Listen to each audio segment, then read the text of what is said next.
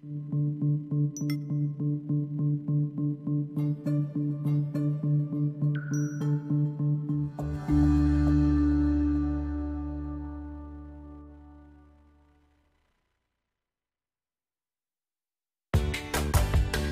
to our podcast, Doing It Right.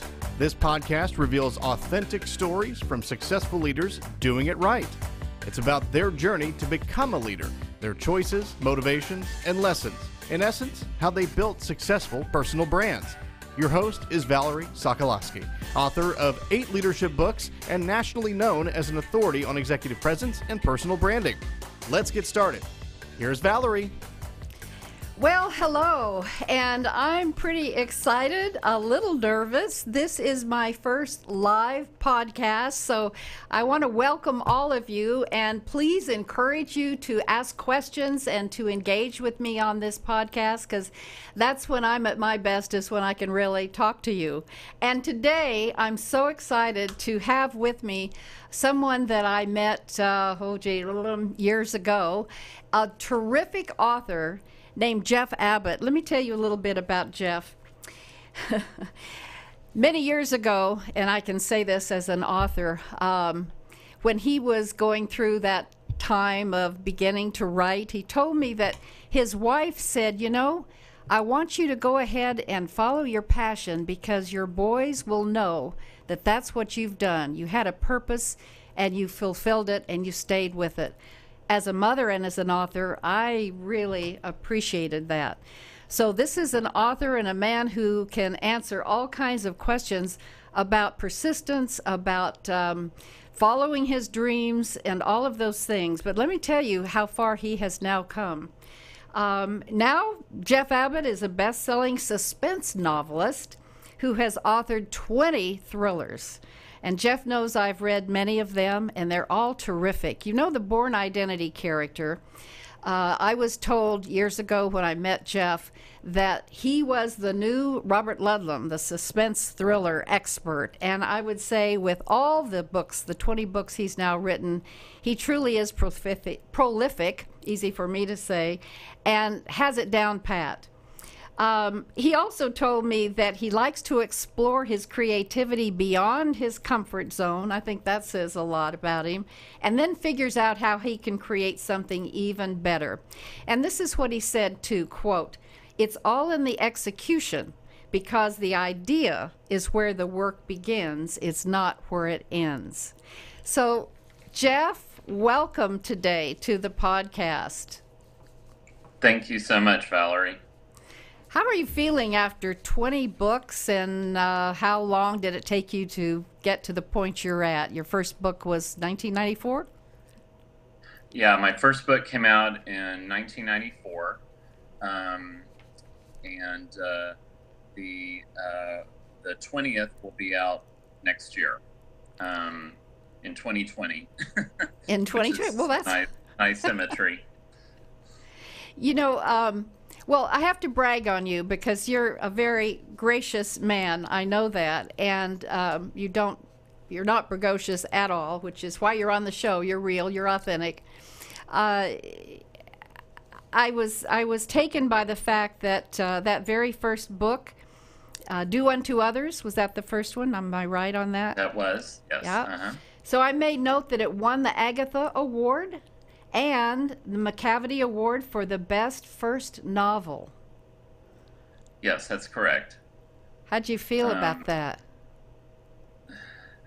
Well, I mean, it was exciting to win an award for a debut novel. That was 25 years ago, which is kind of hard to wrap my head around. So I'm not exactly sure. I don't know how I remember how I felt. Probably a little speechless. But, you know, it was, I had planned to write a novel for a long while. The first novel that I tried to write was a magnificent failure, but I learned a lot through just finishing the book, just finishing the first novel, which wasn't good enough to get published in any form. And I learned a lot from it.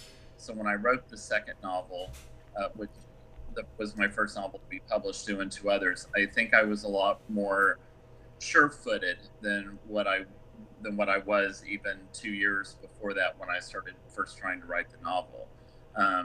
Do Unto Others actually got finished because I went to a writers' conference that Rice University hosted, and they had a chapter contest. You could submit your first chapter to a panel of professional authors in that field. So they had a romance panel, a historical panel, a mystery panel, and I wrote the first chapter of what became Do Unto Others, and it won, and I was really surprised. The authors who were the judging panel said, "You should send this to New York." And I was like, "Well, I only have the one chapter." And so they were like, "Well, you should finish writing this and then send it to New York." And sure enough, I did. And that was obviously incredibly encouraging to have writers who I admired talking and encouraging me to move forward with the book. And so that was my first novel that sold. Wow, that's amazing. Jeff, when did you know that you really wanted to write? When did that passion bubble up in you? Well, my grandmother taught school in a small East Texas town. She was a second grade teacher for nearly 40 years. And so she taught me how to read when I was about 4. I don't think I was a particularly bright kid. I think she was just a really great teacher. And she taught me using one of those giant Dick and Jane books you can put up on an easel. This dated from the time when the schools couldn't afford to buy every child a textbook, right? And so she taught me how to read. And my parents, came back from their vacation, and here was their 4-year-old who could sound out words now and could learn how to read, which was a surprise to them. But they, she always gave me books. She always encouraged me to write. And then there was also a time when I was in second grade, I was disruptive in class because we would have show and tell, and I would always forget to bring something, but I would start to tell a story. And it would always be like, I spent the weekend in Montana with cowboys fighting Martians or something I would just make up. But I would always end on a cliffhanger. And even at that young age, I had that sense that was how you kept an audience interested, was to end on a high point. And my teacher had to call my parents in because she could not get the class to settle down again after show and tell. And so she told my parents, she said, get him a Big Chief tablet and get him a Husky pencil and get him to write all this down as he's, as I was learning to write. So I think I always had that interest in stories just because I was exposed so much to books at an earlier age and encouraged and allowed to read whatever I wanted to. So that was probably the seed of how that got started. I love that. And storytelling now, everyone is taking classes on how to be a good storyteller in corporations. Leaders are learning how to coach by telling stories. Well, stories. So when we met, I have to tell the audience this. You were doing a book signing at a Barnes & Noble, and it was around your book called Adrenaline, which was a whole series about Sam Capra. That was your character.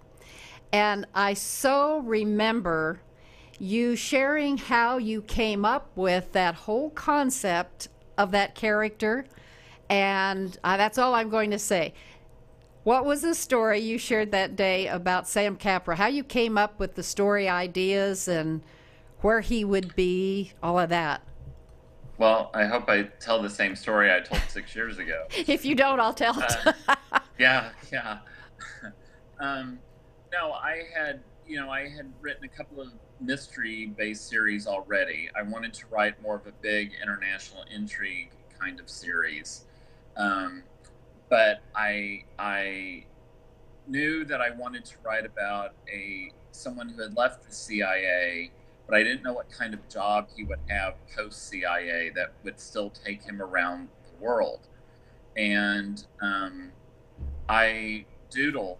I take a lot of notes when I'm writing, and I had made a couple of suggestions to my literary agent on things that this character could do for his new job, and none of them seemed particularly interesting or fresh.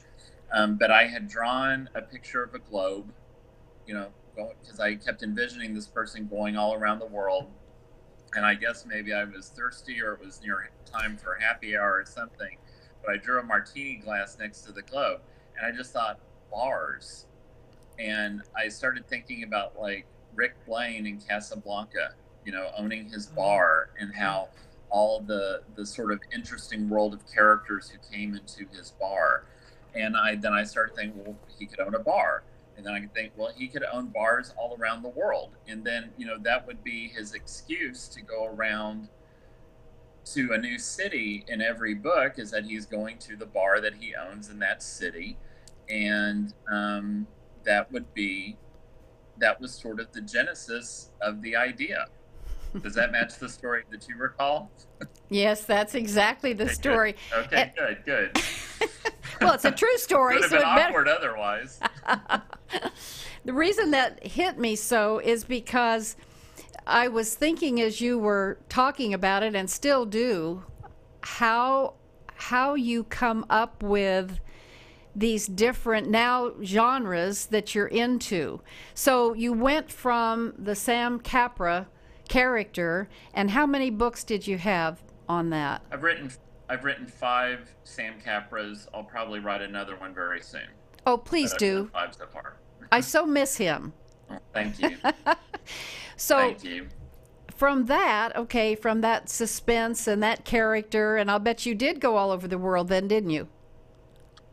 We did. I would pick a city and go to the city with my wife, except for London. But I went when I had a book event there, when I had a book launch in London. Because actually, weirdly, my books took off in the UK earlier than they did in the US. Oh, interesting. I'd already had several bestsellers in Britain by the time Adrenaline became my first bestseller in the US. But we would then go to local bars, often on the suggestions of my readers. I would post something on social media and ask them for feedback on where would an interesting place to be a bar. And I wanted him to have a mix of bars. I didn't want them all. It wasn't like, he wasn't owning like TGI Fridays. It wasn't like a corporate chain of bars. And then, of course, I had to answer the question eventually, how did he get the bars? He's only 26. How did he afford these bars? Were they given to him? I mean, it became this whole part of what I call the Capraverse, the Sam Capra universe of creating this world where I could then have multiple books, multiple characters, multiple recurring characters. I can't have the same cast every book because he's in a different city. So I had to think every bar had to have a different manager, or maybe a different set of obviously a different set of customers that he would encounter who could help or hinder him in his investigations and his work. So it was just always a lot of fun to pick a city and say, okay, that's where the next one will be, and I'll go and I'll do the research there. So one thing about Sam Capra that fascinated me, I'd never heard of parkour. Tell us about Sam Capra's ability to do that and what it is. Yeah. Parkour is an urban sport. If you've ever seen the opening chase scene in Casino Royale with Daniel Craig, his first Bond film, the guy chasing at the very beginning of that movie was one of the parkour champions of France. It's a form of urban climbing and running where you vault, you jump, you descend quickly but with control in an urban landscape. And I had seen videos of it on YouTube. I had seen it used in some commercials and in Casino Royale. And because Sam Capra is noticeably younger than most suspense series heroes, who are usually in their 30s or 40s, I thought, well, that's a young man's sport. And when I was in London, I interviewed a guy who was one of the parkour champions of London and owns a parkour studio. He does a lot of commercial work. They performed at the Olympics. And he took me on one of his runs where he did the run, and I observed carefully from a distance because I couldn't do any of that. And then I incorporated that into the book. So it was just something that was fun to add for the character. That's fascinating. All right, so you had that series, and that was very successful. And now I made a list of all of them. You've got different genres. So I want to know, and then please, our listeners, our watchers, write in some questions that you might have of Jeff about writing, being an author, being successful. But my question is around these different genres. How do you go from a Sam Capra thriller into what your current book is, The Three Beths, a whole different kind of writing? How do you do that? Well, I'm paid to use my imagination. So I sometimes get ideas that are not suitable for the Sam Capra series, right? And if the idea takes hold of me and I want to start playing with and exploring the idea, then I know then it's probably something that I would want to spend the time with to write the book. It takes me about a year to write a book, between 10 months to a year.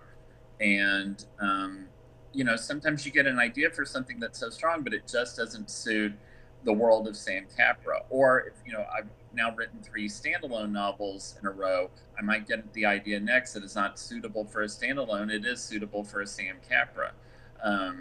So, it's a little bit like producing multiple television shows or something. If you were a producer on Law and Order and Will and Grace, sometimes the stories are going to work for one kind of, that's like an extreme example, but something that would work for a comedy is not going to work for a drama. So when I'm writing about the intimate set of lives in a suburban neighborhood, that is not going to be a Sam Capra novel. When I'm writing about high stakes, high thriller action, that's going to be a Sam Capra novel. So I like to kind of switch a little bit between the two. I think it opens me up to more readers.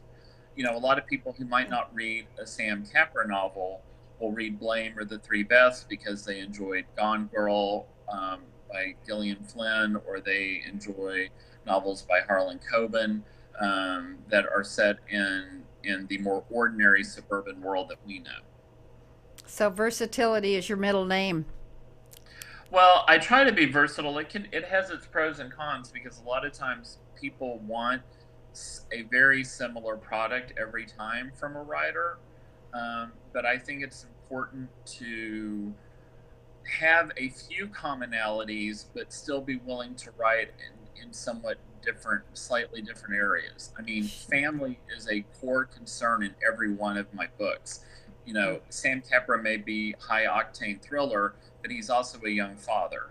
I mean, my favorite thing he got called once was Jason Bourne with a baby Bjorn, when his baby's really little. So even if I'm writing something that's more the international thriller or something that is a suburban suspense, we know that family is going to be key and critical to that. Well, that leads me to one thing that seems to be a theme all the way through, that it's about ordinary people caught up in extraordinary danger and fighting to return to their normal lives. That's a fair statement about most of my standalone novels. I think with The Three Beths and Blame, these are people whose ordinary lives have already been upended before the book starts. With The Three Beths, it's the story of a young woman named Mariah Dunning. Her mother went missing a year ago, no explanation. car found abandoned.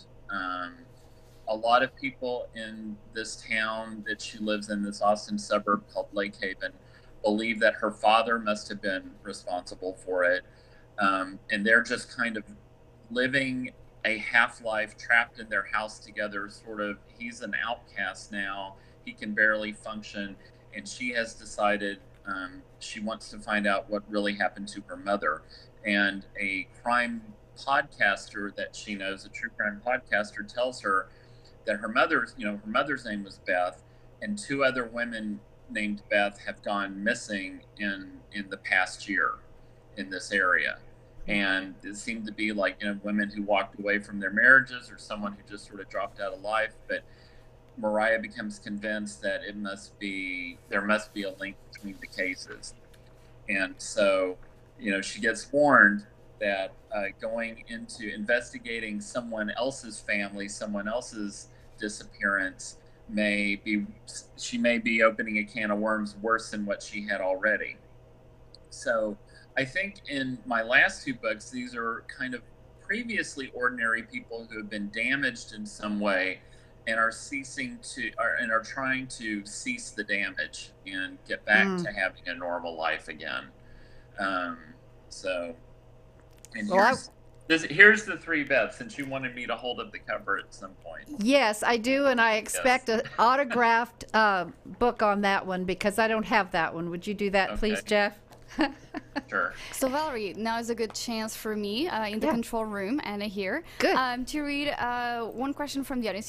Jeff, you kind of addressed this in a way, but I guess we can put it in kind of like larger scale. So we have a question here. Says someone saying, paraphrasing George R.R. Martin, I think there are two types of writers: the architects and the gardeners. Architects plan everything ahead of time, like an architect building a house, and the gardeners kind of know what the story is as they're writing, and they find out as it grows. And the question is, are you more like an architect or a gardener? I never think it's quite that cleanly split, though I'm a huge George R.R. Martin fan. I have to be a little bit more of an architect because my publisher asks me for an outline of every book so that they know where the book is going. So I generally write about a 10-page outline of my idea for my editor. I write a shorter outline for the sales execs and the senior execs at the publisher, so they don't have to read something quite as long, but still gives them a flavor of the characters, the plot, the tone of the book. I am not bound to that as I start writing, because usually once you get the characters on stage and they start interacting, you can often get better ideas than what you had before as you were doing the outline. So it's sort of an iterative process. Now, when I get about the last 100 pages of the book, I really outline it in detail, because at that point, I kind of know in my head where everything is going. I know what the big climax is going to be, the big emotional resolutions, and I want to be sure that the things I've set up earlier have big payoffs in that final 100 pages. So my vision is for how someone's reading is that they're just racing to the end. So I do more architecture, but I do allow the garden to run a little wild there in the building while I'm designing it, in case better ideas come along. Thank you for that question. That's a good answer. Yeah, that's a good question. That's a good question. It was a good question. I have one. What do you do when you have writer's block? I go and I look at my tuition payments and my mortgage payment, and suddenly I don't have block anymore. I'm kind of not joking. I mean, this is how I support my family, so I really can't have writer's block. There are certainly times when the writing goes more easily than others. It's usually because I'm hesitant about making a difficult choice, or I'm fearing the amount of rework or something that something might cause me to make if I make the right choice for the story, and I'm dragging my heels out of my innate laziness a little bit. But I don't really get writer's block. if I get slowed down, I have to figure out a way to work through it, and to get my confidence up, or to just keep driving ahead. And sometimes, I mean, I'm working on a variety of projects. I'm working on some stuff for television, short stories, or things of that nature. If I get stuck on one, I'll go work on the other one. But to keep working and to stay productive and to feel creatively engaged, if I'm feeling clogged on one side, that may help open it up a bit. I want to be like you when I grow up, Jeff. I remember when I was writing the books, the discipline that had to go with it. And I ask you to share for our listeners and watchers and me what some of your lessons you've learned about being an author and so forth. What are some of the things that you would say, hey, remember this? Well, there's a quote by Gustave Flaubert, who wrote Madame Bovary, that said to be orderly and be regular and orderly in your habits, so you can be violent and creative in your work, in your art. And I think that's good advice. There's a lot of prescriptive writing advice out there that says, write every day, write X number of words every day, and not everyone can do that. But I try to get myself into an orderly schedule so I can get down. I'm at my desk every day around the same time. I start writing, even if I'm not as sure where I'm going that day. Some days I'm sitting down, I'm very sure where everything's going. If I'm not as sure, I just plug back into it, because sitting around thinking about the book is not as effective in problem solving as writing the book. I would rather write 1,000 words and have to throw those out than feel that I sat the whole day just sort of gawking or thinking about the book and it didn't quite work. I never got anywhere anyway. Sometimes you have to try and see what doesn't work before you can see what does work. We have another question. I'm sorry, I didn't mean to interrupt. Sure. Good, Anna. Another question that kind of ties in with what you were saying. You were talking about I'd rather do. Someone in the question section is asking about what would you rather write about? What would I rather write about? I don't quite understand. Like all the genres, of all the thrillers or I've been writing crime fiction, which is a broad thing for mystery and thriller and suspense now for 25 years. So I'm happy doing that. That's my field. If I wasn't writing in that, I'd probably enjoy writing in historical fiction. I have a history degree. I don't use it often. And that would be fun, probably as well. Is there a favorite book of all of them you've written? The last one. The last book's always a favorite with me. Certainly, I'm really pleased with the reception that Blame got. Panic was sort of my first big bestseller. It was a big bestseller in Britain. It was on the bestseller list there for 6 months. That opened a lot of doors for me. Adrenaline was my first bestseller in the U.S. It was a Today Show pick. It was a Good Morning America pick. Those are highlights, but I'm proud of every book. Even the books that come out and don't maybe as much of an impact, I worked just as hard on those, and so they're all my work, and I'm try to feel good about all of it. And if you were a woman, I would say, because I say this, every book I've written is like giving birth to a new baby in every way. Yeah, I can't really say that. I can't really say that, but they're all your kids. I wouldn't want to have 20 kids. But, by the way, Jeff, you have a wonderful wife of many years and 2 sons. Is that right? That's correct. Yeah. Are either of them writers? No, they're not really interested in writing. Isn't that interesting? They have their own passions that they pursue. With my encouragement and support. So. Oh, that's a good thing.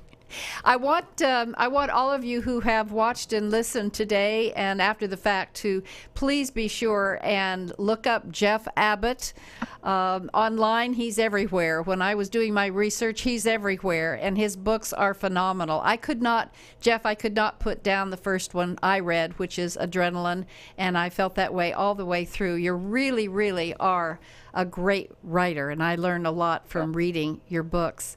You're extremely kind, and I really appreciate you having me on the show today. Thank you so much, Valerie. Thank you so much. And for those of you who are watching and listening, you can still write in comments. You can still ask questions, and we'll figure out how to get those answered for you. So thank you so much, Jeff. And until next time, you stay authentic. Think about the passions and the purpose that you have. And just like Jeff's wife said to him, I'll say to you, because I believe this with all my heart, you know what? If you really are passionate about something, you will find a way to make it work for you. Don't give up. Stay persistent.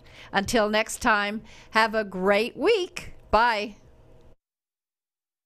Thanks for listening. To receive Valerie's voice, free monthly leadership tips, and to learn more about her leadership programs and coaching, visit her website, valerieandcompany.com. Next week, we'll be here again to inspire, engage, and equip you with teachable points of view from successful leaders who have been doing it right. Until then, lead authentically.